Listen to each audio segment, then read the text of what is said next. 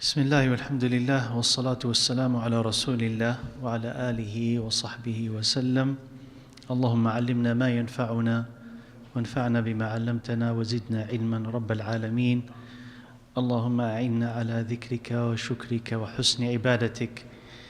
أما بعد, first of all, an announcement, inshallah. We'll pause the halaqah for 2 weeks, inshallah, after this one, because I know that some or a lot of people will be out of town, inshallah, so I don't want you to miss out on the benefits of the book, inshallah Rabbil Alameen. So December 27th, January 3rd, when we'll not be here, we'll come back, inshallah, January 10th, inshallah Rabbil Alameen. So by that time, everybody should be back, inshallah, if you will be out for the break. So we've learned from Ibn al-Qayyim last time when he's talking about thoughts, that thoughts, beneficial thoughts, are ones that bring the benefit of the hereafter or in the dunya, or repel and protect from the harms of the hereafter and the dunya. These are the beneficial thoughts. Anything else beside that it has no basis and no benefit in it. So you should try to restrict what you think about to these things. Remember that? So something that will benefit you or will protect you from harm. Anything other than that is harmful or wasteful. And he says the best of thoughts are the ones that concentrate on Allah subhanahu wa ta'ala, and he gave us examples. He says when you think about Allah's revelation, meaning the revealed book of Allah Azza wa Jal, the Sharia, and when you think about Allah's creation, and when you think about Allah's bounties, then also when you think about your own deficiencies and diseases and problems of the self, which will enlighten you as to how to solve your own deficiencies, how you tackle your own problems, but also it humbles you. And he also, the fifth one, he says, to concentrate and think about your immediate responsibilities and duties. What is your obligation at this moment? Not to be distracted about thoughts of a future that may not happen or a past that is gone, far gone. So not be trapped by the past or paralyzed by the future, but rather focus on your benefit at the moment, right? So that's kind of a summary of what we talked about last time. And I bring this because he connects it now and he says, وَمَا عَدَى هَذِهِ الْأَقْسَامِ. Anything else other than what we've talked about so far, which is the highest level or top thoughts about Allah subhanahu wa ta'ala, the 5 ones that I just mentioned, or something that will bring you benefit in the dunya, or repel a harm from the dunya, that's also beneficial. It says anything other than this, فَإِمَّا وَسَاوِسُ شَيْطَانِيَّةً. This is just, it will be whispers of the shaitan. أَوْ أَمَانِيُّ بَاطِلَ وَخِدَعٌ كَاذِبًا. Or false wishes and false promises. بِمَنْزِلَةِ خَوَاطِرِ الْمُصَابِينَ فِي عُقُولِهِمْ. Just like someone who has an issue with his thought or issue with his brain. Insane. So he has what? False ideas, false whispers, false assessment of reality. An insane person or a mental person, according to his expression. So someone who is afflicted mentally, or someone who is drunk, or someone who is high on drugs, or al-muwaswasin, someone who has what you could call a religious OCD. So he says all of these people have ideas that do not pertain to reality, have ideas that are false, and so they should fight them. They should repel these thoughts. They should combat them and not surrender to them. So here is the beneficial thoughts about Allah Azza wa Jal, about what benefits you in the dunya. Anything else, he says, what comes from the shaitan or is basically baseless, and you should not listen to it. So someone who's drunk, well, of course, if he's drunk, he's not going to have the capacity to ascertain what is real and what is not. But you looking at him, you would say what? You shouldn't listen to these thoughts. You shouldn't listen to your mind, because whatever is coming into your mind is false, right? So that's an example that is visible, that you can see, and learn from. Similarly, those who are high on drugs, al-muhashashin, those who take hashish. So their judgment is what? Flawed. Their assessment of reality, what they think they can do or cannot do, is flawed. So he says that is not related to reality. So that should be also dismissed. Similarly also, someone who has OCD, obsessive compulsive. So they perform full wudu, yet they say, I didn't. Something is wrong with it. Or they purified themselves properly, yet they say, no, I must have not. Maybe there's a drop, maybe there's a trace. So that also is baseless. As someone who is starting to feel something like that, or is feeling or undergoing that type of mental anguish, should necessarily know that these thoughts are baseless, should not be listened to, should not be affirmed, confirmed, should not be even entertained.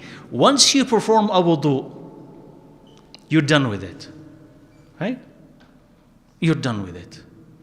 And if you know the bottle, this one, 500 ml, you need less than that for wudu. For a full wudu, actually the Prophet ﷺ would perform full wudu with water less than this. So this tells you that you don't need a lot of water for wudu, right? And it also tells you that you don't need a lot of effort for purification.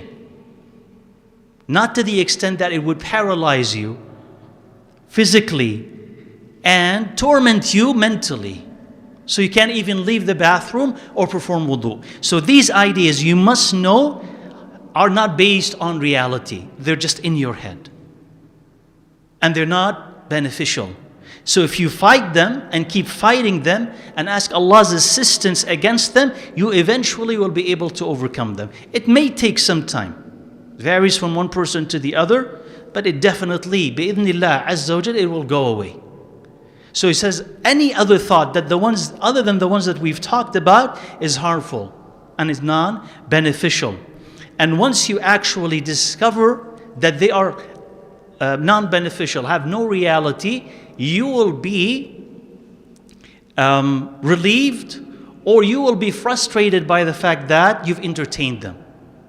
You know, he says, وَلِسَانُ حَالِ هَؤُلَاءِ يَقُولُ عِنْدَ انْكِشَافِ الْحَقَائِقِ. He says, and those who discover that reality after spending years and years or days and days with these types of thoughts that are baseless, he says, they'll be like the poet who said, إِنْ كَانَ مَنْزِلَتِي فِي الْحُبِّ عِنْدَكُمُ مَا قَدْ لَقِيتُ فَقَدْ ضَيَّعْتُ أَيَّامِي أُمْنِيَةٌ ظَفِرَتْ نَفْسِي بِهَا زَمَنًا وَالْيَوْمَ أَحْسَبُهَا أَضْغَاثَ أَحْلَامِي. He says, if the love that I'm going to get with you is reflected by what I had experienced loving you so far, then indeed I have wasted my days. So what he's trying to say is what?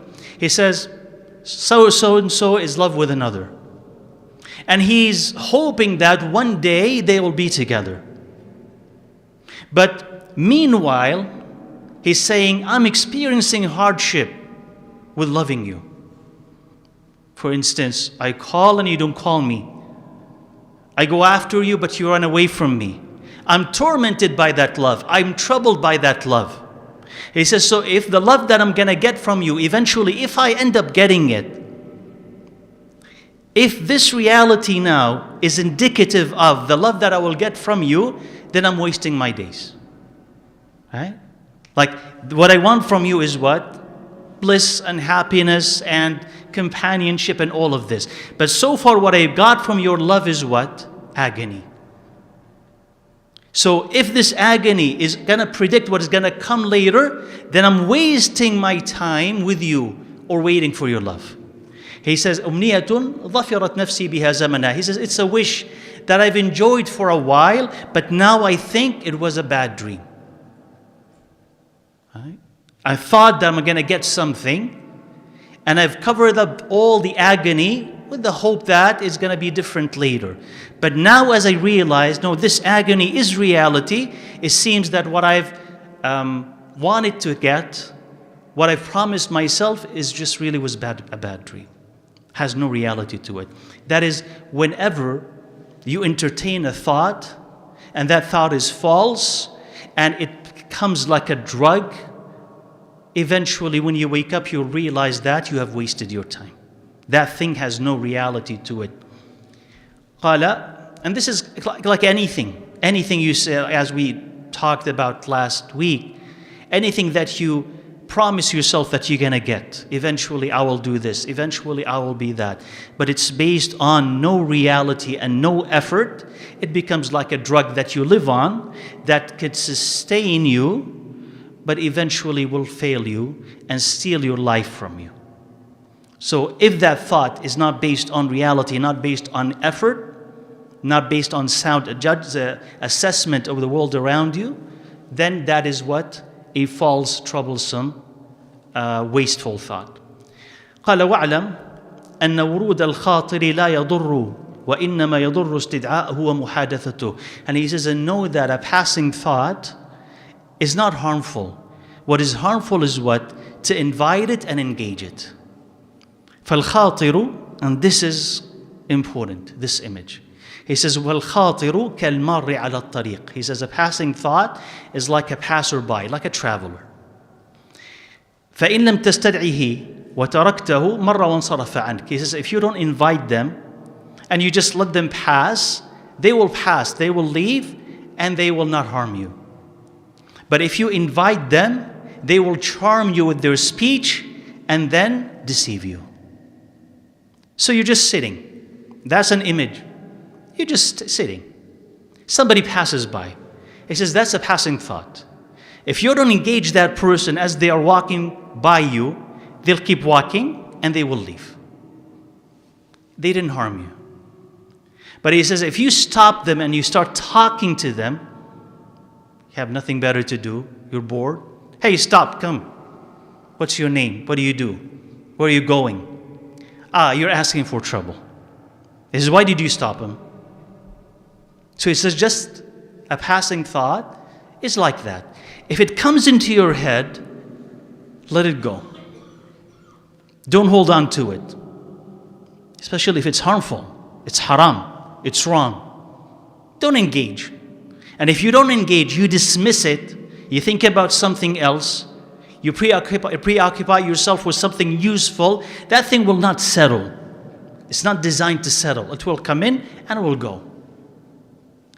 And if it goes, it doesn't harm you. You don't need to analyze it. Why did it come? Where is it going? Why do I have these thoughts? Let it come and let it go. Haram, just let it go. Harmful, let it go. Disturbing, let it go. Just dismiss it. Don't hold on to it. He says what? But he says our problem is that these thoughts, because we are not aware or untrained or simply bored, we stop it and we talk to it and it talks to us and it turns from a passing thought into a settled thought, and from a settled thought into something we're interested in, then into a will, into a desire, and then into an act. It's because we've stopped it. Right? And think of a better or a different example. Think of a cook, a chef, even if you're not a cook yourself, but you'll understand, you'll be able to relate to it. So you're standing over the pot and you're cooking and you know the recipe, you know what you're cooking, but you left the door open. Somebody comes in, you know or you don't, he throws in an additional ingredient into your recipe, into your pot. You don't stop them, but you keep cooking. Somebody else comes, throws another thing into the pot. You keep stirring and cooking. And you start smelling something bad coming from the pot. And your eyes start to tear. And you start to be disgusted by the smell, by the appearance, but you keep cooking. And not only do you not stop cooking, but when it's done, you actually start eating it. And you're agonizing over that taste. You're troubled by it. You want to vomit. You're crying. And yet you keep eating. And the question here is, why did you allow them to put something into your pot? And why did you keep cooking it? Why did you keep cooking it? So in your mind sometime, you can catch yourself saying, why am I thinking about this? Why am I thinking about this? Why did I allow my thought to lead me rather than me leading them? How many times you can catch yourself fighting with someone in your past? He said this to me, and I said that to them, and then that happened, and that happened. And if it were another way, I would have said something different to them, and how dare they say that to me? And then you stop yourself saying, but this happened to the past, and I'm angry now. And I'm still angry over it. And you revisit these fights and revisit these insults and you revisit different scenarios. And what if something different happened? And then you wake up and you say, why am I thinking about these things? Who planted that into my head? And why did I agree to something that would upset me so much? Because you're angry at this moment.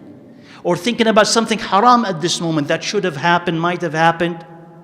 So it's a pot that we are cooking and somebody else is putting in the ingredient, and known to us or unbeknown to us, we are cooking all of that and then drinking it and eating it and then being revulsed by it and sick because of it. So rather than being led by your thoughts, stop and say, why am I thinking these things? And lead your thoughts. You know the difference? It says, I should be thinking about this, not that. So you stop. You catch yourself and you say, this is haram, stop. This is harmful, stop. This is causing me sorrow for no need, for no reason, stop. This is causing me anxiety for no reason, stop. And think about what benefits you. احرص على ما ينفعك. Hold on to what benefits you. Run after what benefits you. And if your thoughts are harmful, stop thinking these thoughts before they develop into something that will truly torment you later and be something out of hand. And something connected to it, which people ask sometimes. People sometimes ask, and maybe even in this halaqah you might have heard that question, which is, are these thoughts mine or the whispers of shaitan? Right? Like this thing that I'm thinking, did it come from me or the shaitan? And I typically give an answer, but I want to refine it. And I'll tell you what the answer was and why I need to refine it a bit. The answer was, it doesn't really matter where it came from. Deal with the thought now. Why doesn't it matter where it came from? Because it's hard to ascertain a lot of times where it came from. It could come from you, it could come from the shaitan, but either way, if it is bad, the shaitan is with it. Either the one who invented it or the one who's amplifying it. Right? If it's something bad. So it doesn't matter if you want to investigate something that is hard to investigate. It doesn't really matter if you want to trace it. What you need to do is deal with the thought as it is right now. And if the thought is bad, if you repel it, if you save yourself from it, then you don't need to worry about where it came from. Right? Now, for some, it really troubles them. Right? Because they're stuck. Like, if this bad thought had come from me, then it means that I am bad. Versus if it came from the shaitan. So, the way that I want to refine it is to say, there are thoughts that we know are from us. It's easy. And thoughts we know are from the shaitan, it's easy. And thoughts that are ambiguous, you don't really know where it came from. Thoughts that you know that they are from you are thoughts that agree with your nature, with your fitrah. So you're attracted to something and you see it and you feel that you want to be close to it. You want to eat this thing, drink that thing. You pass by a bakery and the smell invites images of cake and bread and you feel, I want to eat this. Is this from shaitan? No, it's nature. You see someone beautiful and you're attracted, just immediately attracted to them. Is that from shaitan? That's human attraction. Now shaitan can take this and play with it and amplify it until it becomes something haram. But the initial attraction is human. Now the shaitan can take your attraction to food and manipulate that into an obsession with the dunya. So they can amplify it, so it becomes something bad. But the essence of it is what? Human. So that's not from shaitan. There are thoughts that are from shaitan, and you can tell they are from shaitan because they go against your nature. They repel you, they repulse you. Thoughts of I want to do this something that is bad, so horrible, so unimaginable. When it comes into your head, you're disgusted by it. Is that you? It's not you. Why isn't it you? Because your nature rejects it. It's not from you. Because you are upset and disgusted by it. This is just an invasion from shaitan. And the shaitan usually would want to invite these types of thoughts to distress you, to alarm you, to sadden you. And that's the general objective of the shaitan. And you have things in the middle, which you can't really tell if it's from you or from shaitan. But they are usually not those troublesome kind of thoughts. Like a thought in your head about, does God exist or not? Is that from you? No. That's from shaitan. Is there heaven? Is there hell? Is there angels or not? Anything that doubts the Sharia, is that from you? No, it's from shaitan. How do you know it's from shaitan? Because you're troubled by it. You're troubled by it. You don't really want that. You did not invite it. You didn't seek it. It's from shaitan. But if you entertain it, it becomes yours. Right? Because you've accepted it. But otherwise, if you reject it and you seek Allah's assistance, Allah saves you from it. So going back to what he says, any passing thought, you have power over it. It doesn't have power over you. Especially if you say, that's from shaitan. Either as an originator of the thought or as an amplifier of the thought. That's from shaitan, you dismiss it. Right? So he says these types of thoughts, especially empty, false thoughts. قال وهو أخف شيء على النفس الفارغة الباطلة. He says this is the easiest, lightest thing, most appealing thing to a soul that is idle and false loving. Like a type of soul that enjoys falsehood, enjoy trivial things. If you talk to it about trivial things, it's the best thing for it. It'll be enlivened by it. It'll be attracted to it. Talk to them about fashion. Talk to them about sports. Talk to them about anything that is trivial. Hey, say, give me more. I want more of this. It's easy. They want more of it because it what corresponds to their nature. وَأَثْقَلُ شَيْءٍ عَلَى الْقَلْبِ وَالنَّفْسِ الشَّرِيفَةِ السَّمَوِيَّةِ الْمُطْمَئِنَّةِ. But it is heavy and distasteful to a soul and to a heart that is noble and heavenly and mutma'inna, that is contented with Allah's love and worship. So take a soul that is like that and start talking to them about sports, it's agonizing. Start talking to them about movies, entertainment, it's poisonous. This is where are you taking me? Not only that it is very foreign, but it's actually very heavy. Because that soul is so connected to Allah Azza wa Jal, it lives by it and through it. So when you introducing these black dots of ink into its water, it becomes bitter. It can't taste it. It suffers because of it. And it cannot be around people who are talking about these things. So if they're in a social mix around people who are just talking about the dunya and only that, and it's excessively so, it shrinks. It says, that's not my environment. I need something else. So it withdraws to the masjid, withdraws to solitude when reading the Quran. He says, I find my life there or in salah. That's what satisfies me. But the dunya becomes like a poison to it. قال وقد ركب الله سبحانه في الإنسان نفسين. He says Allah Azza wa Jal had installed in humanity, in each human, two types of selves. The one that commands evil and the one that is contented and assured. المطمئنة. وهما متعاديتان, and they are enemies of each other. So what is appealing to this is very unappealing to that. What is heavy to this is very light to that. They are opposites. So here Ibn al-Qayyim rahimahullah is talking about these selves as if they exist at the same time in the same person, like two components of the same person, not as levels. So al-mutma'inna and al-lawama, the one that commands evil and the one that is contented, you can think about them as levels. You exist at this level and then you graduate to the other. But here Ibn al-Qayyim is using them as what? Two opposite forces that each human has. You have this that commands you to do good and this that commands you to do evil. So the one that commands you to do good, anything that is beloved to Allah Azza wa Jal is easy for it. It wants it if it is strong. Anything that takes it away from Allah is very heavy for it. It doesn't like it.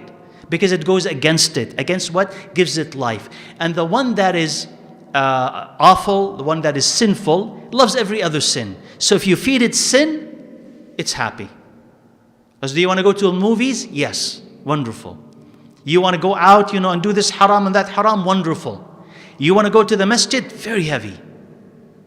And you start finding excuses why not to do this. You want to spend this money on haram? Yes, hundreds of dollars. No problem. You want to give $50 for halal? You start finding excuses why not to do so. Why is halal heavy and haram very light? The nafs likes this and hates that. Is used to this but not used to that. Al-mutma'inna is the flip of it.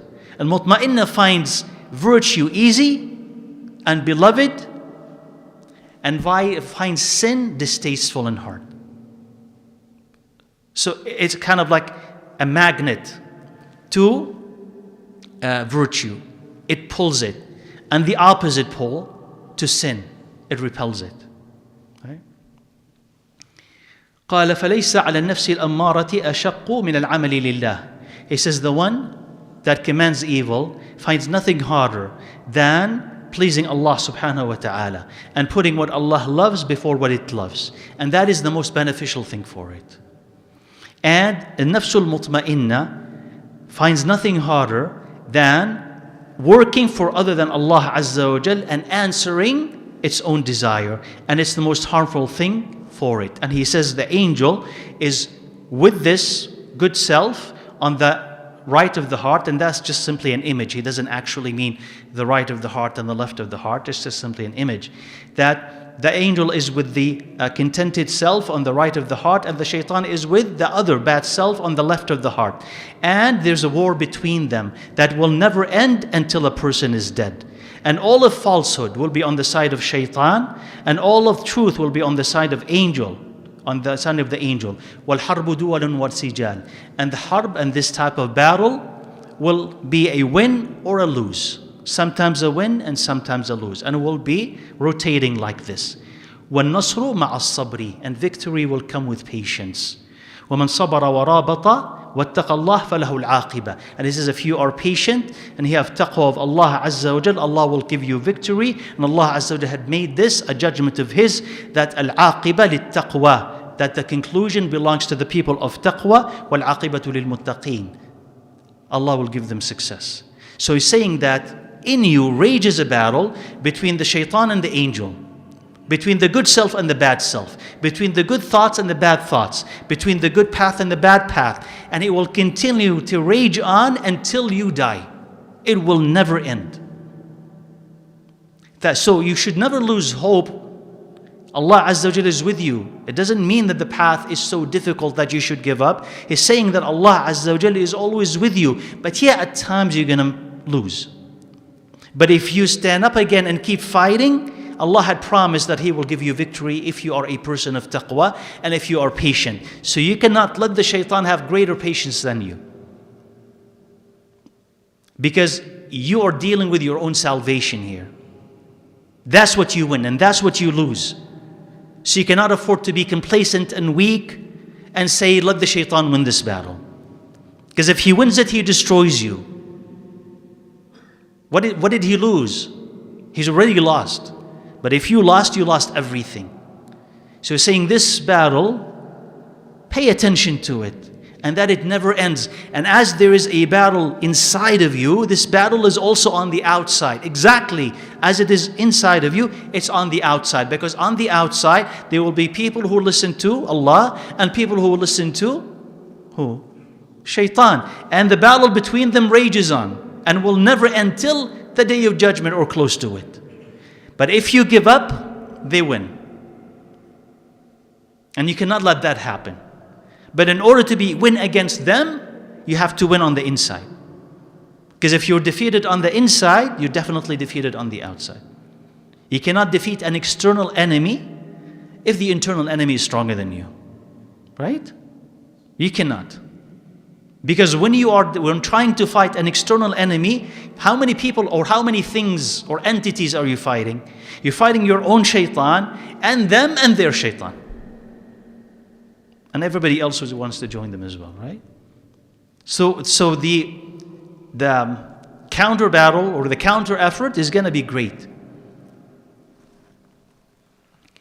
He continues, قال فالقلب لوح فارغ والخواطر نقوش تنقش فيه. He says your heart is an empty plain tablet. That's an example, and it's a good example. He doesn't mean by it that there's no fitrah. He doesn't mean that. But he means what? It is open for what you're going to write on the heart.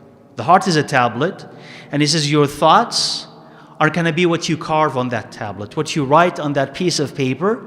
That is your heart. He says, then how could you be content or happy with the fact, if you are wise, that what is written on your heart are lies and deceptions and lies, something like wishful thinking, false imaginations that have no reality. He says, what type of wisdom, what type of knowledge could be written or carved if this is what is already on your heart? وإذا أراد أن ينقش ذلك في لوح قلبه كان بمنزلة كتابة العلم النافع في محل مشغول بالكتابة. He says, even if you want to write something useful on your heart, it is already occupied. You know, if you have just a blank piece of paper, that's your heart, and you start writing nonsense on it, any nonsense that comes to your head, try it if you want.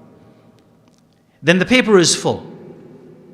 Then you want to listen to a lecture, you want to write notes, take notes from that lecture, but there's no space on the paper. What are you going to write? It's already full. It says what already you've written on your heart has to be extracted, or that paper has to be cleaned, erased, before you can write something useful. So if your heart is occupied with useless ideas, useless intentions, useless aspirations, useless goals, low type of goals, how could you write any wisdom in it? There's no space. You would not even want it. You would not even want it because you're not used to it. It would be bitter. It will taste bitter in the beginning. Right? Like take anyone who's just used to social media, right? Just so scrolling. Ask him to sit for 5-10 minutes listening to something useful. It's very hard. You're not being trained. Like even physically, you can't sit still. Mentally, right? Your mind is racing. Can't listen. This seems too slow, too heavy. But not until you retrain yourself, then you'll be able to. So you need to erase what had been written on that paper to have a space to write something new on it. That's what he's saying. إذا أراد أن ينقش ذلك في لوح قلبه قال إذا لم يفرغ القلب من الخواطر لم تستقر الخواطر النافعة فيها. It says if you do not empty the heart of bad thoughts, then good thoughts will have no space there because they need an empty space. كما قيل, as it was said, أتاني هواها قبل أن أعرف الهوى فصادف قلبا فارغا فتمكن. He says her love came to me before I knew what love was, and it found the space empty, so it took hold. All right? That's your first love. Why is your first love always the strongest love? By the way, anything, your first home is the best home. The first love is the best love. The first thing that you experience is the best of it and the strongest love. Why? Because you did not love anything before it. You were innocent. So after that, any other love has to build upon that other love. Any other home has always to be compared to that previous home. It will never be as good as the first home. So he's saying that love of her that I knew came before what? Any other love. And because it was empty, it took hold. So that's what he's saying. When your heart is empty, meaning empty of distractions, of falsehood, of nonsense, right? Of just empty thoughts, empty ideas, empty goals, empty chatter. If it's just empty, if it's clean, and then receives knowledge from Allah, receives the love of Allah, it will take hold. But if it's full of weeds, and it's not cleaned, it needs to be cleaned first before anything useful can be planted in it. It needs to be erased before anything useful can be written on it. Right? قال وكذا كثير من أرباب السلوك بنوا سلوكهم على حفظ الخواطر ولا يمكروا خاطرا يدخل قلوبهم حتى تصير القلوب فارغة قابلة للكشف وظهور حقائق العلويات فيها. And this is interesting. It says, and similarly, a lot of people of discipline, meaning who want to discipline the soul. He says they built the discipline or their spirituality on safeguarding their thoughts, wanting to make sure that no thought will enter their hearts until the hearts are empty enough for illumination to enter, and they will discover upper or heavenly realities. What is he talking about and how this can relate to meditation? He says there are some people who did that. They wanted to empty their hearts of thought, any thought, by sitting, concentrating, and dismissing any type of thought in solitude, in darkness even. He says, what did they want from that practice? And these are Muslims and non-Muslims. What did they want with that practice? He says, when they purify their thoughts of anything external, anything worldly, their hope was they will reach a level where they will receive illumination. That illumination is heavenly illumination, where I'll begin to know simply by Allah depositing that knowledge into my mind and heart. I do not acquire it. But just like if you are a mirror, right? If that mirror is dirty, it reflects nothing. If you clean it, it starts reflecting light. That's the idea. That if they become really clean, they start reflecting divine illumination, they start knowing things. I know this, I know his name, what he does, I know what's going to happen tomorrow, I know this, I know this, I know that. That. Of course, that is not a legitimate goal. You do not safeguard your heart, you don't clean it to receive that type of knowledge, right? But how is this related to meditation? Especially when he is going to say later, shortly, that if the heart is simply and only empty without nothing in it, the shaitan enters. So what do people do when they meditate today? When they sit for meditation? They try to do that. Simply sit still and then pause your thoughts, control your thoughts, try to empty your head of anything, dismiss all thought. Or others would say, because there are different schools, others would say, you allow the thought to come in and go. Don't judge it, don't stop it. Or others even would say, just feel everything more immensely. Okay? Be very mindful, that's mindfulness. Be very mindful of every small thing that you feel, without judgment. He says, when you empty the mind and empty the heart of everything, of every thought, shaitan comes and finds it empty.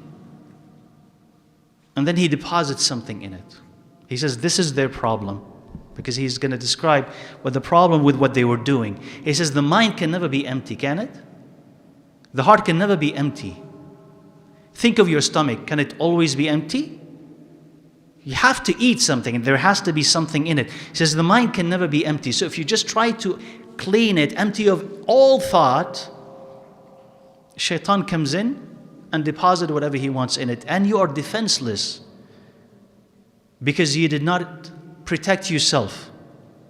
Islam does not ask you to simply empty your mind, but empty and fill it with. Right? Empty and fill it with. Fill it with what? Fill it with Allah's love, Allah's fear, fill it with knowledge. Replace the bad with the good, don't leave it empty. Right? So he says, and they will come to this, هؤلاء حفظوا أشياء وغابت عنهم أشياء. He says those people who are trying to do this, meaning empty their hearts, empty their minds completely, strip it of all thought, in order for them to receive that divine gifts, he says they knew one thing but ignored other things. Because if they empty the heart from every thought and they became or they remain empty with nothing in them, the shaitan will find it empty and will put in it the seed of falsehood in molds that he will fake as the noblest of things. So he will put in them what? You are special. You are a wali of Allah Azza wa Jal, because the mind is empty and the heart is empty. You are a wali of Allah. You are special. You are incredible. You know things. You could see the future. You could do this. You could do this. Why would he do this? He says because he could play. And he could try to plant any sort of thought. And he'll understand you and understand what attracts you. فبذر فيها الباطل في قلوب أوهمهم أنها أعلى الأشياء وأشرفها وعوضهم, and he had replaced the thoughts that are wisdom and guidance with that type of falsehood. And he says, and if the heart is empty of thought, the shaitan comes and he finds it empty and will occupy it with what agrees with the person. So he understands you and he understands what will attract you. So he will put the bait and you'll swallow the bait.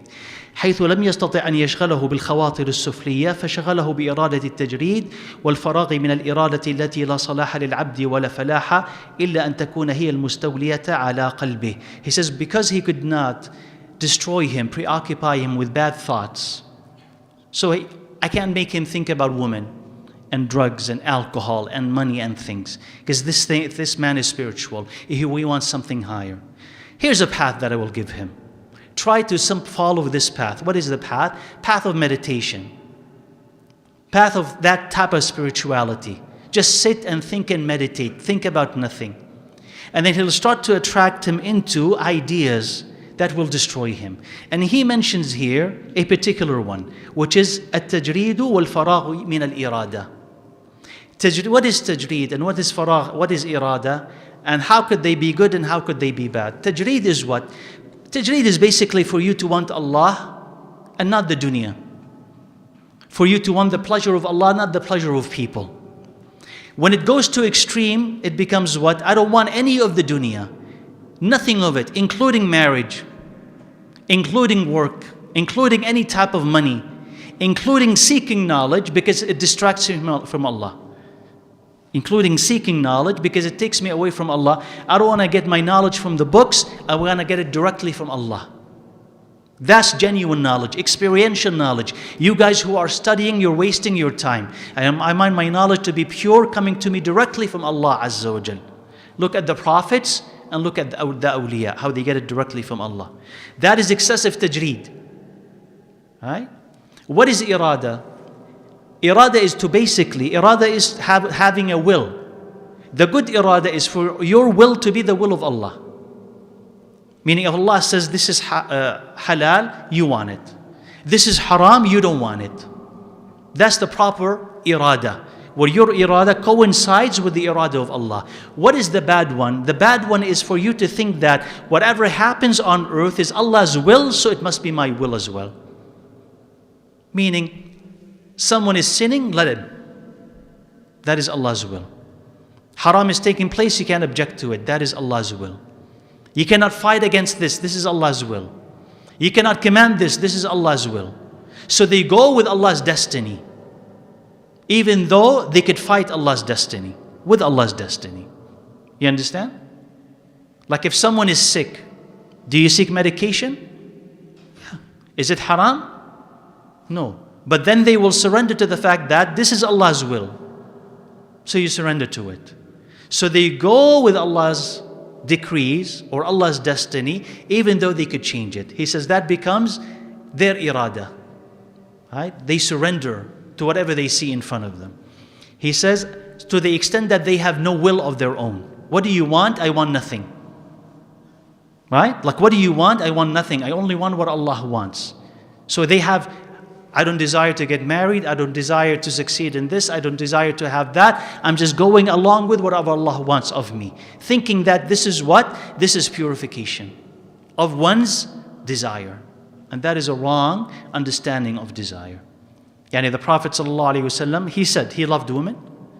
He loved certain types of food. He loved perfume. He had an irada. He had a will. He had an intent. Right?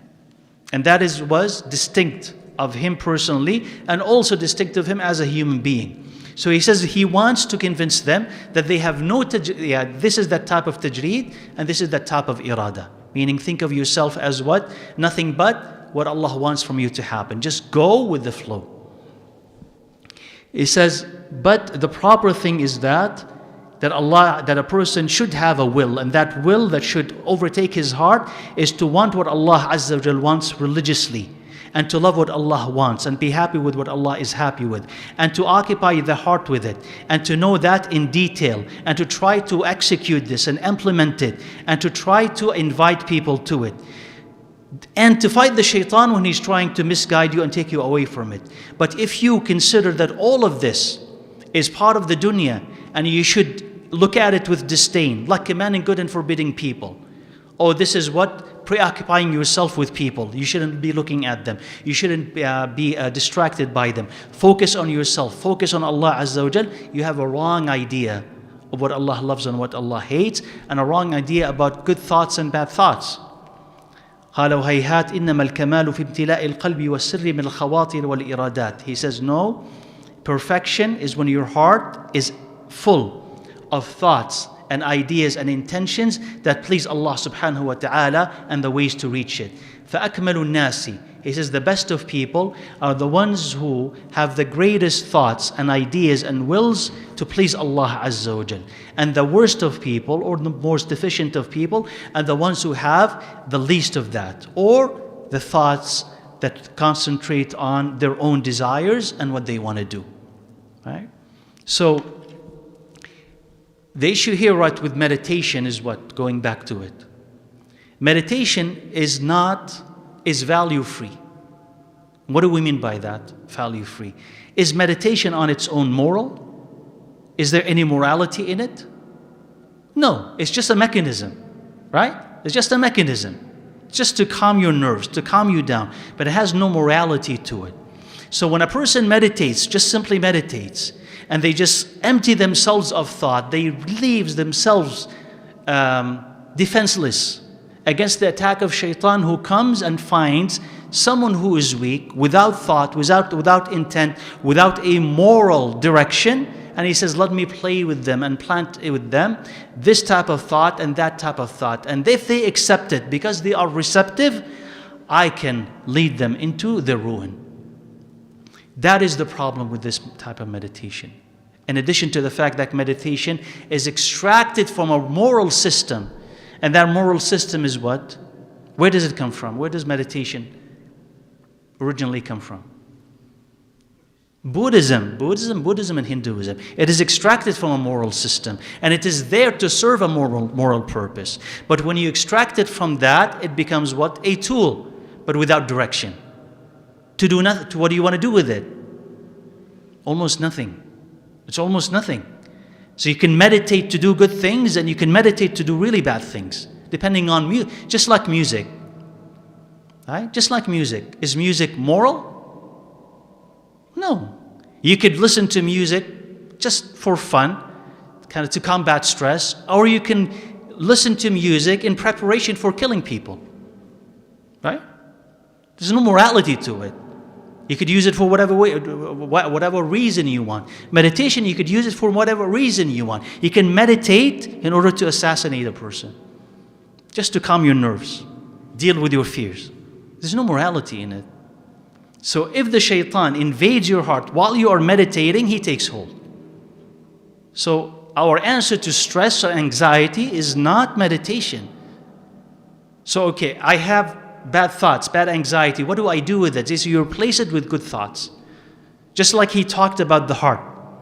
If you have bad writings on your heart, what do? You need good things in it.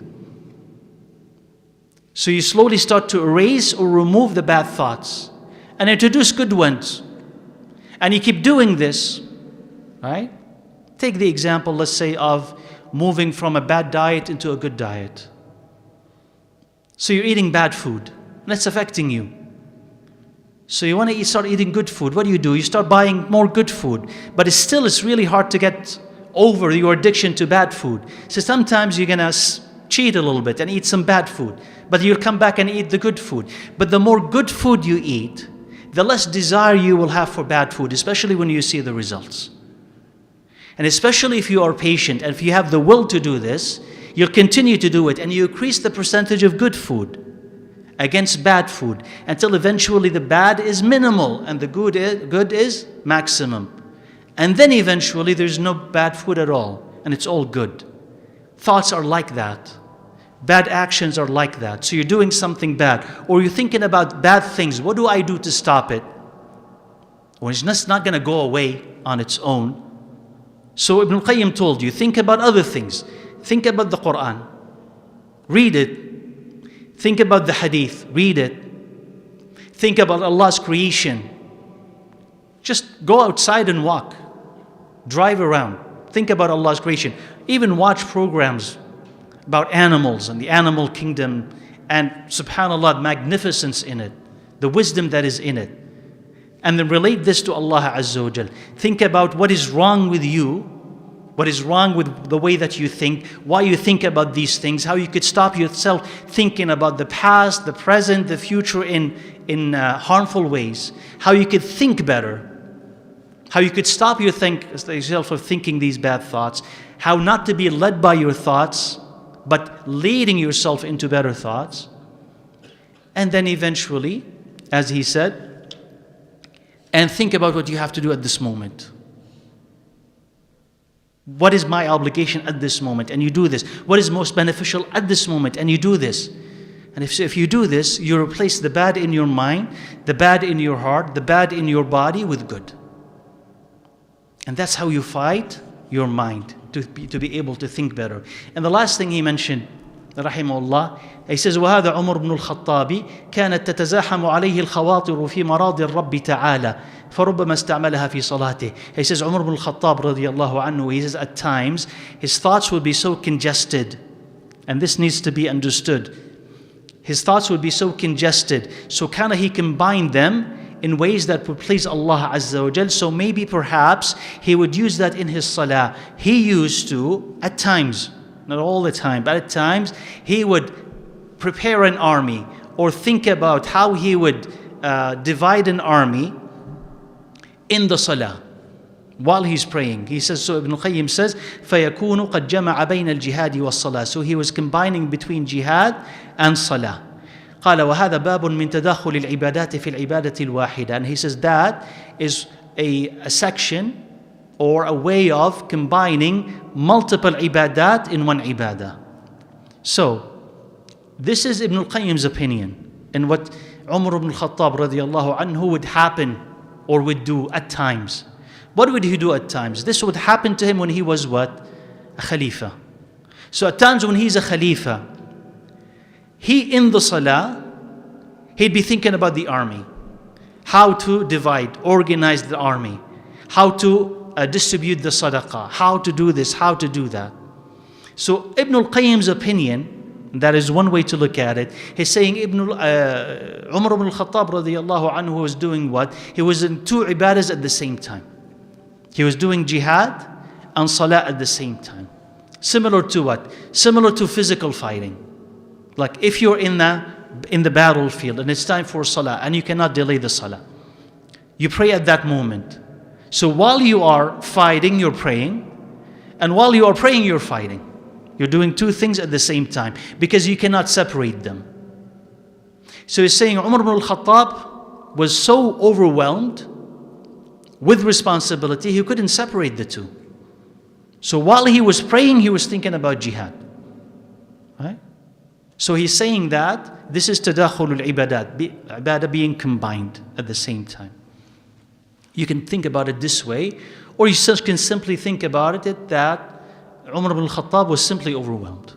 And like he was a Khalifa, and he was commander-in-chief, and he was the chief economist and everything. So he had little time to be able to organize and think and direct the ummah. He was carrying all that burden almost on his own. He had advisors, but he was the Khalifa. So it's natural for him, like when he goes into the salah, there's not enough time in the day for him to think about all of these things. So he would have to take some of that time in the salah to think about these things. Not that he would do this every salah and every day and every week, but when needed it happens. So Ibn al-Qayyim's opinion is what? This is what? Combining two ibadahs at the same time, or you can think about it in terms of what? Simply him being overwhelmed, radiyallahu anhu. According to some of the editors' narrations here, sometimes he would forget to read aloud in Salatul Maghrib, for instance, or something. He just would forget. And why is he forgetting? Because he was so overwhelmed by it. Now, this is not an invitation for us to think we're at that level. So in my salah, I'll be thinking about how to divide my money and how to study and how to travel. And that's dunya. He was not thinking about dunya. And you and I are not overwhelmed by the dunya so much that we have to think about it in the salah. Just delay it till after. Because if you think about other thing in your salah, you're not going to get much from it. You're not going to get what you need from your salah. And if you just simply concentrate in your salah, it will give you the insight, the wisdom, and the energy to deal with whatever is troubling you once you're done. So if you're worried about anything, and you think, let me think about it in the salah, he says, no, you know what? The solution to it is not to think about it in salah. Because when you ask Allah, Allah will give you the wisdom after. So don't ruin your salah by thinking about the dunya or anything that is troubling you. If you want, ask Allah in your sujood. If you want, bring it into your sujood and ask Allah for a solution. But don't deprive yourself of the benefit of salah by thinking about the dunya. Allah will take care of the dunya if you just simply concentrate on your salah. So we're not like Umar radiyallahu anhu. But the point of Ibn al-Qayyim is what? He says, the most fortunate are the ones who are able to do multiple ibadahs at the same time. Two things, okay? Two birds, one stone. Okay? Not to encourage you to throw stones at birds. But the expression is what? To kind of maximize the benefit. How can I do more with less? So for instance, and if you have examples, let me know. Somebody needs help. Just talking to you, can you help me? Can you do this? He says, you want to help them. You say, meet me in the masjid. After Isha, we'll talk. What are you doing there? You want to help him, but you're bringing him to the masjid and you're bringing him to Isha. You do two things at the same time. Just start thinking that way. So you say, okay, I want to teach my kids Islam. Why stop there? Why not build something that would teach your kids and the neighborhood and other people's kids? Come up with something bigger. So do two things, three things, four things at the same time. So the more that you could do multiple ibadahs at the same time, the better you are. So that's what he's saying. When you start thinking like that, how can I please Allah Azza wa Jal more? That is tadakhul al-ibadat fi al-ibadat al-wahida. You're doing one ibadah, but in fact it's multiple ibadat at the same time. قال وهو باب عزيز. This is a noble, delicate type of effort. The only people who can enter it are those who are honest, and they are smart, and they are knowledgeable, and they have high aspirations. He enters one ibadah and he gets a lot from it. And that is definitely something that you want to work to. Right? So your salah is not just simply salah, it's salah but other things. Your zakah is not just simply zakah but many other things. How is this going to come by? With asking Allah Azza wa Jal and thinking about it, so that you could have the greatest from the effort that you put in bi'idhnillah Azza wa Jal. Right? Khair inshallah. So we'll stop here. That's the end of this section. The next one inshallah will be about words and preservation of the tongue inshallah Rabbil Alameen in 2 weeks bi'idhnillah Azza wa Jal. Now, let me know inshallah if you have questions. And I hope I was able inshallah to kind of convey what I think was Ibn al-Qayyim's really thoughtful insights here. And I would recommend that you kind of go back and you read it, because as you read it, you'll find how relevant it is to what's going on right now, right? And I was hoping to be able to kind of to make these connections. I hope that was clear, inshallah. Yeah. Wa alaikum assalam wa rahmatullah.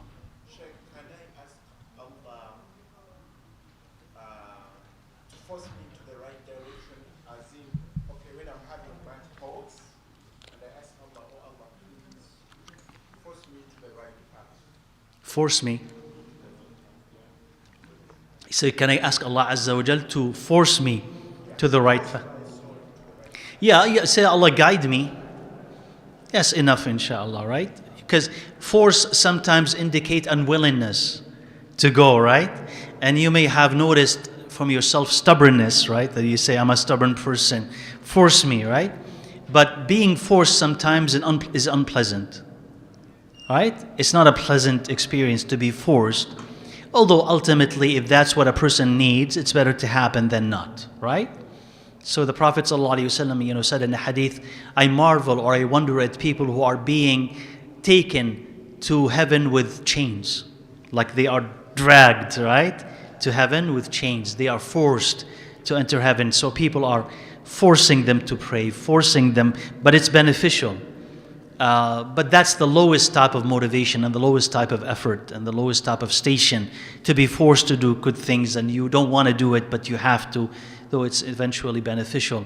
So ask Allah Azza wa Jal to simply guide you, and Allah Azza wa Jal will do what is best for you. Yeah, inshallah. Back, inshallah. Alaikum assalam wa rahmatullah.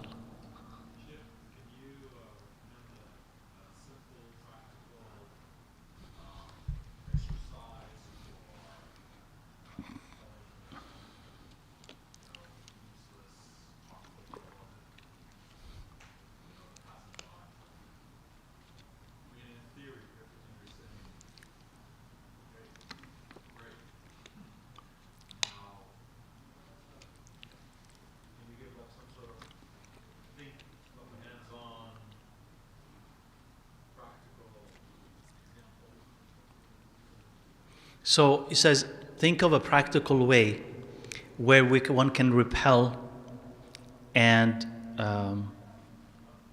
avoid those harmful thoughts, right? So, see, the first thing is that it's interesting that you don't have really in the Quran and the Sunnah one model, right? To tell you, Wallahu A'lam, that there are multiple models or multiple ways or multiple approaches towards repelling these thoughts, depending on the individual and the thoughts and the gravity and the personality and all of this. But let's think about it. Think, let's say, of Salah as the anchor, the daily anchor, where a person is able to protect pre-Salah, Salah, and post-Salah. So if you can protect that part, so you enter in your Salah and you concentrate on what you're going to be facing and what you want from it. And if you're going to be thinking about something, you're only going to be thinking about something that is useful, nothing that is useless or harmful or distracting. And do the same in your Salah. And do your same post-Salah with the dhikr of Allah Azza wa Jal. So if you consider these as stations and you're able to establish these stations, then you add to them any other station where you remember Allah Azza wa Jal. So between Asr and Maghrib with the adhkar, after Fajr with the adhkar, the time that you spend with the Quran. If you at an initial kind of effort, you're able to establish those stations, then they have a reference, something that you could build on. If that is available, if that is yours, then you'll have a better handle on your thoughts. If you catch yourself thinking about something wrong, or it's causing the type of reaction that you don't want to have, then you say to yourself, I'm going to stop thinking about this thing. We're going to stop thinking about it in that way. And to try to catch yourself every time you're thinking about it. And to retrain yourself not to think about it or not to think about it that way. And to do that again, and to do that again, and to do that again, and to ask Allah again, until you are able to master that thought and to dismiss it. Or subjugate it, modify it. So if you're able to win against that thought, you'll be able to win against other types of thoughts. And it's useful also to trace the instigator of a thought as well. Like if you find yourself, and if you did not do that before, maybe it could be helpful, maybe. If you catch yourself thinking about something negative, ask yourself, why am I thinking about it? What brought it? Trace the thing that brought it before, and then the thing that brought it before, until you reach the point, you'd say, that's the thing that brought all of this. If you can catch it at the beginning, and then stop the beginning of that thought. You say, I'm not going to think about it this way. So, whenever I see my neighbor, and my neighbor has a beautiful car, better house, better wife, better kids, better everything, I'm always envious, and because of this, I'm always resentful, I'm always angry. And then, if you're always angry and you don't know why, if you could trace it to the comparison that you have with your neighbor, then you trace it to the fact that maybe you feel that you have missed out on certain things in life and you did not get them, and you did not have this and you did not have that, and you are resentful because somebody did you wrong and somebody took this from you. If you could trace it back to this, and you could learn it, or I mean, notice it, you can relearn not to think this way, not to be resentful, not to be sorrowful, not to be angry with yourself or angry with Allah Azza wa Jal, or think that you got what you do not deserve, or there are no chances anymore for, etc., etc., etc., etc. If you're able just to detect that, you could correct it. And if you can correct it, you can stop yourself from progression into the type of thought that you hate. So these things, inshallah, with the salah, and then catching that thought, and then trying to redirect it, you could try, right? And there's always, which is, works better than what we think dua. Yani, Ya Allah, I'm thinking this way, help me not to. And I'm thinking bad thoughts, help me kind of triumph against them, or understand them, or understand why I'm thinking this way, and kind of to trace it to its inception, and to treat it from its roots.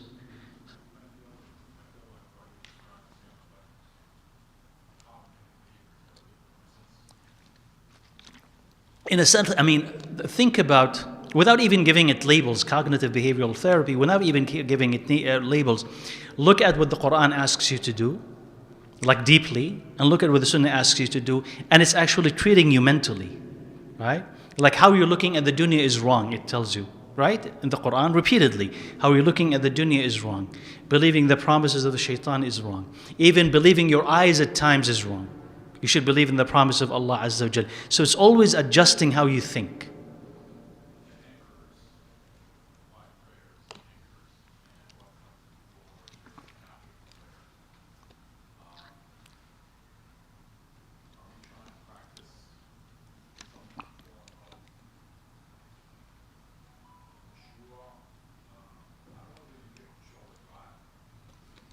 Yeah.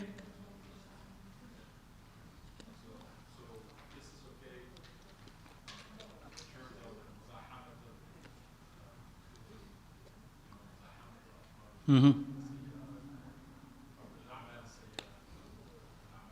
Yeah. That's what you're doing.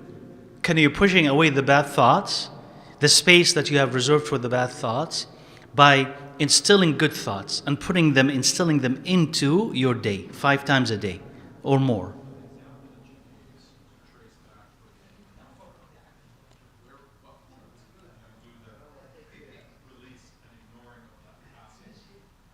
Now, so the difference is, it says, I mean, when do we go back tracing the thoughts versus the passing thought? The passing thought is simply a passing thought. It comes and it goes. It's not the one that is causing you agony and distress. The one that is causing you agony and distress is one that already had settled into your heart. You already interacted with it. It's only already had caused you harm. The passing thought? How do you ignore the passing thought? So a passing thought gets ignored by simply saying, A'udhu billah, go away, I'm not going to be thinking about this. And to think about something else, to concentrate on something else, to move from your spot, from your space, from whatever you're thinking about, from your context, from simply just a shift. You need a shift to snap out of it. So when you do this, and do whatever it takes, sometimes it's just to leave your space. Just leave your context, leave the people that you're around. Go and do something else. But it's simply a transition. And if you can transition out of it, then you'll be able to overcome it, bi'idhnillah. As long as it's just simply passing.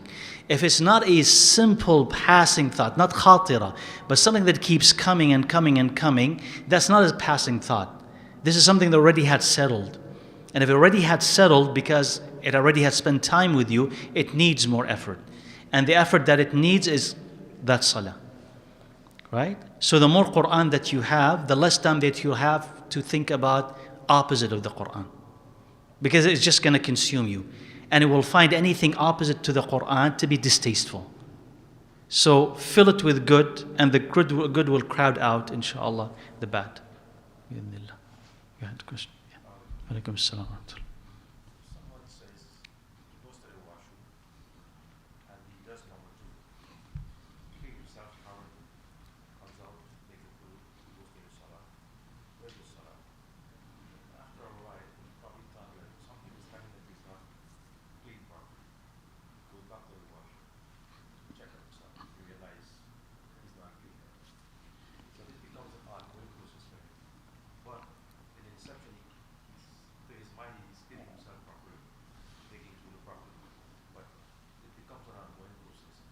Waswasa. Wow. I don't know. What do you think you should do? Is that waswasa or is just Probably waswasa. again?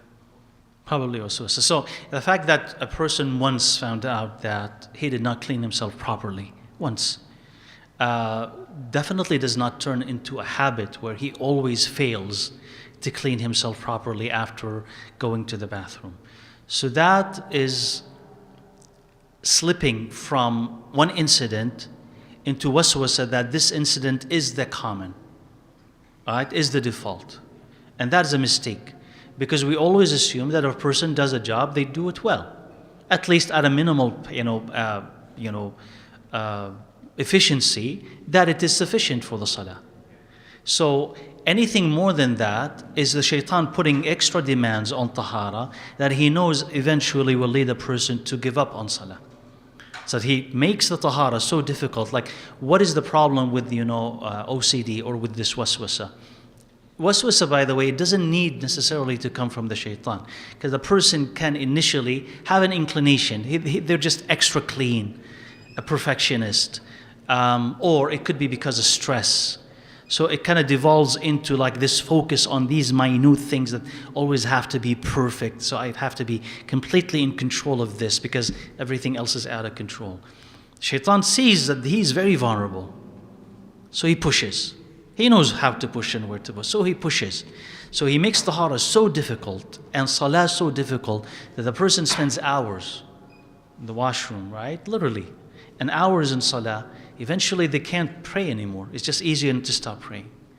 So we have to kind of introduce ease into their life and say, that's not how the Prophet ﷺ purified himself, and that's not how the Sahaba did it, and that's not how they performed wudu. Why are you putting such a burden on yourself? So no, introduce ease, right? So we tell them, like as I said, this something less than 500 ml is enough for wudu. Why are you spending so much water just to make wudu? And the Sahaba radiallahu anhum, could you imagine that when they were traveling they had water with them for purification?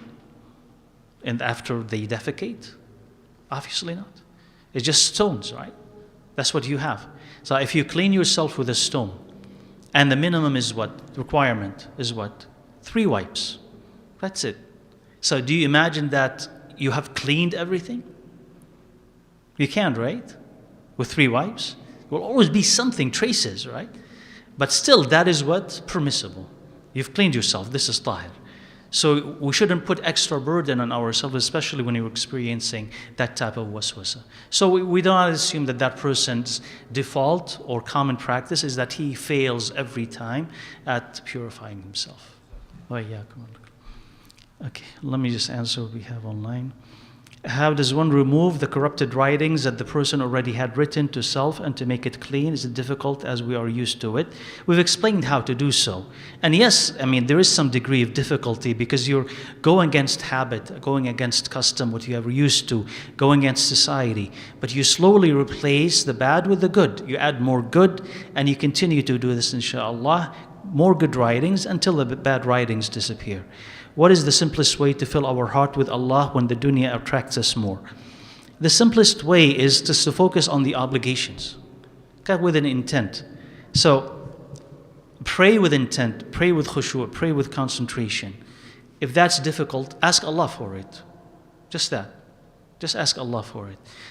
Read the Quran. If that's difficult, ask Allah for it. And read the Quran with intention and with understanding. Difficult, ask Allah for it. Like eventually, just keep asking Allah for whatever you think is hard or what is missing. Ya Allah, let me read the Quran. And maybe you would need to ask Allah Azza wa Jal for a month or 2 or 6 months until He gives you that. But keep asking Allah for it. Eventually He gives you the Quran. When you get the Quran, you find out that I'm not feeling it. So you say, Ya Allah, let me feel the Quran. And keep asking Allah for it. You say, Ya Allah, I'm being tempted by the dunya. It is too overwhelming, too big for me to fight. Ask Allah for power against it and keep asking Allah for it. Ya Allah, don't let me love the dunya more than the akhirah. Keep asking Allah for it. Don't let that tempt me for the dunya. Keep asking Allah for it. The simplest way is to push yourself, and when you can't, or even when you can, ask Allah for assistance. And that's the simplest way. That's the simplest way, inshallah. And knowledge, and keep learning, right? Keep learning, inshallah, because that's the thing that's going to keep motivating you and giving you directions and spelling out the way of how to do what you need to do. And for meditation, if you modify it to going to the park and listening to nature, for example, the roots of it are not present, so that would be acceptable, right? That wouldn't be meditation. Whatever you want to call it then. If you're simply going to the park and observing Allah's creation, I wouldn't call that meditation. That's what Ibn al-Qayyim is talking about in terms of tafakkur, contemplation, pondering Allah's creation. So we wouldn't call that meditation, and there would be nothing wrong with it, inshallah. Do you suggest a middle ground for people when it comes to some only being interested in dunya affairs and other people only being interested in the hereafter? Are both of those sides too extreme? It depends on what we mean by it, right? So if a person is only interested in the akhirah, in the next life, and neglects this dunya, then that's an extreme. And we have examples of those extremes, right? Past, present. And if a person is only interested in the dunya and nothing in the akhirah, that's an extreme. Now, where is the middle? The middle varies. The middle is wide. But the middle varies. And Allah Azza wa Jal has reserved a space for you to occupy in that middle based on your personality. Some people's middle is closer to this side, and some people's middle are closer to that side, as long as what you're preserving both. So a middle that is closer to the dunya, a person who tells you, I'll fast and I'll pray and I'll give zakah and I'll go to Hajj, I'll do the obligations and I'll avoid all the haram, nothing else. Is that now middle? That's middle, right? That's middle. Is it acceptable? Acceptable. But it's closer to that side. But it's sufficient. Another person who does what? He says, I'll work for the dunya, but only what is sufficient. Kafaf, as the Prophet ﷺ had asked for, kafaf, only the sufficient. I would not even keep anything for tomorrow. I'm fine with this, my wife is fine with that, my kids are fine with that. We're fine, we're patient with this. And I'll spend the rest of time in da'wah, the rest of time in the masjid, the rest of time of this doing what pleases Allah Azza wa Jal. I'm not going to neglect anything in terms of the dunya and the necessities, but whatever extra I have is for Allah Azza wa Jal. That's middle or not? That's middle. That's closer to the akhirah. So this is your middle and that is their middle, and as long as you're within the boundaries of what pleases Allah Azza wa Jal, you're fine. So that middle, alhamdulillah, is wide and it fits various personalities. You had the Sahaba, those who hated money, didn't want money, right? Abu Dhar radiyallahu anhu. And you had among the Sahaba those who traded and were wealthy, Uthman and Abdul Rahman ibn Auf. And both of them were among the Sahaba. And they didn't criticize each other. But this person had that personality and that person had that personality. And both of them were acceptable. And the Prophet ﷺ did not condemn either. Right? Because he knew that society needs both. Right? So that's the middle, inshallah. Okay. Okay, guys. Any other questions you want to ask? No? Okay. Khair, inshallah. So we're done. We'll see you, inshallah, in about 2 weeks, January 10th. سبحانك اللهم وبحمدك أشهد أن لا إله إلا أنت أستغفرك وأتوب إليك والحمد لله رب العالمين السلام عليكم ورحمة الله وبركاته